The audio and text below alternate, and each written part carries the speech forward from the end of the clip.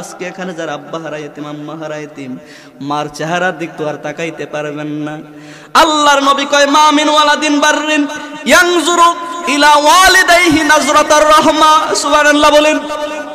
যেই ব্যক্তি তার পিতা মাতার চেহারার দিকে রহমতের নজরে মায়ার নজরে তাকাইবে, হাজ্জাম মাবরুর কুল্লু নাজরাতিন, প্রতিটা নজরে তাকানোর সাথে সাথে আমার আল্লাহ তাআলা হাজ্জে মাবরুর কবুলকৃত হজের সওয়াব দিয়া দিব। নারে তাকবীর, নারে রিসালাত। ও পুমকারার মুসলমান, ও বেরাকুরার মুসলমান, নবীজি কয় কবুল হজের লাভ কি? 5 লাখ 6 লাখ টাকা দিয়া হজ করলে কোন হাজি তো গ্যারান্টি দিতে পারতো না আমার হজটা কবুল হইছে, পারবো নাকি? নবীজি বলছেন মায়ের দিক তাকাও, বাপের দিক তাকাও, তাকানোর বিনিময়ে আমার আল্লাহ কবুল হজের সওয়াব দিব। কয় কবুল হজের লাভ কি?